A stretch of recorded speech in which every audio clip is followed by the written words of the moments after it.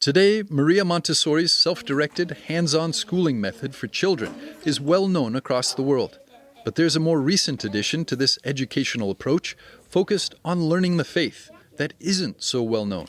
This center in Lenexa, Kansas is one of many places teaching children the Catechesis of the Good Shepherd. There's usually a presentation given, and the adult offers it, and then ideally, most of the time, the children are just at work using these hands-on materials that would help them to more deeply contemplate and meditate on the proclamations that they heard.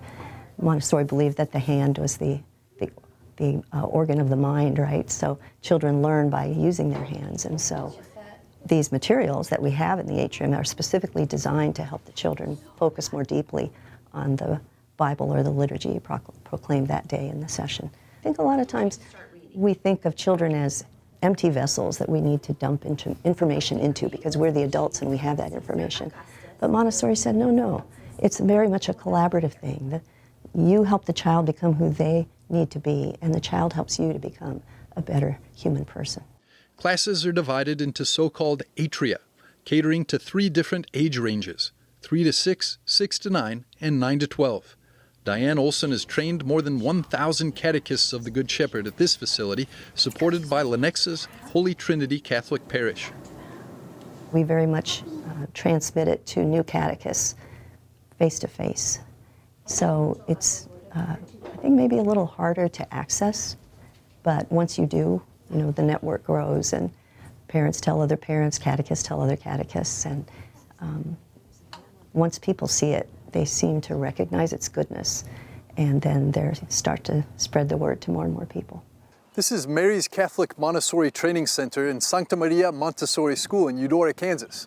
They've been teaching kids the Catechesis of the Good Shepherd for the last 37 years, but it's only in the last year that they've started formal training for catechists of the Good Shepherd. Probably the people who are going to set aside this chunk of their life to take the training are going to be people aspiring to be educators, but really it's a formation that I would wish for every soul. I think anybody who studies Montessori will find themselves changed. Similarly, like with Catechesis of the Good Shepherd, I was blessed to receive catechesis formation first, which led me into Montessori, so I had that as a beautiful foundation. But the whole process of understanding the human being in a new and deeper way, the way God has created us to be, has been really healing for me. To be a catechist takes 90 hours or 90 to 100 hours of training and formation yourself, because if you're not formed, there's no way you can form the children in the Catechesis, the Good Shepherd.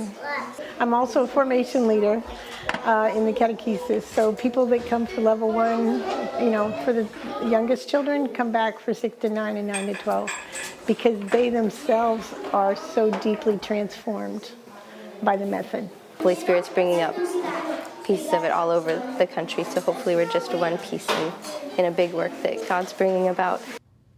Archbishop Joseph Naumann oversees the Kansas City Archdiocese, where both Good Shepherd programs are, and where Montessori schools are booming.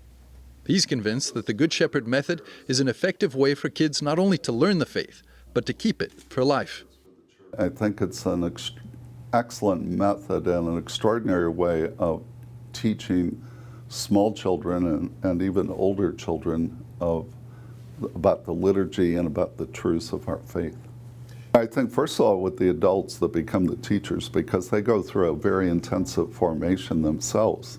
And so I think you have a group of really well-formed, well-educated adult Catholics. And then for the children, I think it allows them to learn the faith in a way that's very engaging and very attractive. It allows them to come and use all of their senses, really, in terms of coming to know about the liturgy, particularly, and a love for the Eucharist. I think I see that in our young people that are exposed to this method. Teachers are teaching teachers and are bringing this method to children all over. In the Kansas City area, Alan Holdren for EWTN News In Depth.